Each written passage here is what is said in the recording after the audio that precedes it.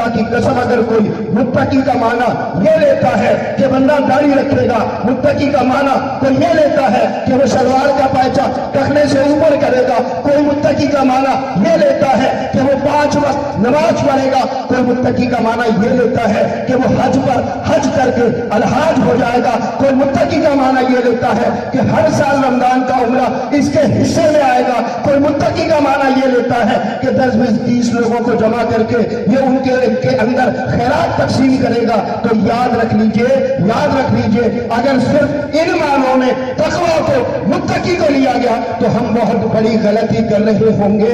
میں امت مسلمہ کا حصہ، میں اس پاکستانی قوم کا حصہ، میں اپنی ذمہ داری بحیثیت قوم کے اس فرد کے اگر ادا نہیں کرتا، میرے حصے میں جو کام آتا ہے میں وہ کام نہیں کرتا۔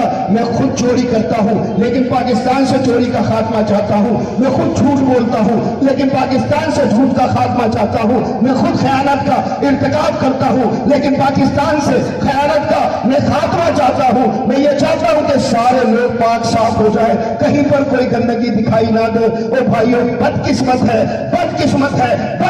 ہے وہ شخص جس کو ساری دنیا کی گندگی دکھائی دیتی ہے، اپنے اندر کا گند اس کو کبھی دکھائی نہیں دیتا۔ آج ہم بحیثیت قوم رویے کی اس خرابی کا شکار ہے، رویے کی اس خرابی کا شکار ہے۔ میرے حصے کا کام کون کرے گا؟ میرا کام کون کرے گا؟ میری گلی کی صفائی یقینی طور پر کسی بلدیہ کی ذمہ داری ہوگی، لیکن میرے گھر کی صفائی کس کی ذمہ داری ہے بھائی؟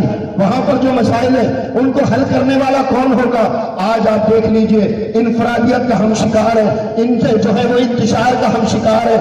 آج ہم ٹکڑوں میں بٹے ہوئے ہیں، آج ہم گروہوں میں بٹے ہوئے ہیں۔ یہی وجہ ہے کہ دشمن کو مسلسل بار بار آپ کے اندر داخل ہونے کا موقع ملتا ہے۔ جتنے ملک تباہ ہو گئے، جتنے ملک برباد ہو گئے، جن کے ہم آج لوہے پڑتے ہیں، جن کے اوپر آج ہم آنسو بہاتے ہیں، جن کے بچوں کی دیکھی گئی تصویریں ہماری راتوں کی نیندیں چرا لیتی ہیں، اللہ کی قسم وہاں پر کیا کیا گیا تھا؟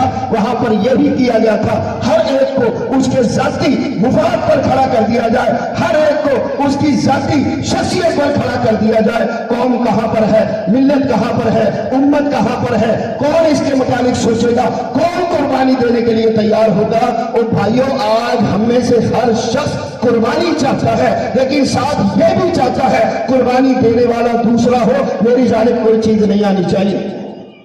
نمازیں پڑھ کے، روزے رکھ کے، حج کر کے، زکوٰۃ دے کر اگر میں محمد علیہ السلام کے صحابہ کرام کا وہ نمونہ جو وہ میدانوں میں کھڑے ہو کر اللہ اکبر، اتحاد، اتفاق، یکجہتی، آپس میں جوڑ، آپس میں زبردست قسم کی یہ کہنے کے استحکام اس کے ساتھ لوگوں کو پیش کیا کرتے تھے، اگر آج میں یہ پیش نہ کر سکوں تو یاد رکھ لیجئے تقویٰ میرے محترم بھائیوں شاید مجھے چھو کر نہیں گزرا۔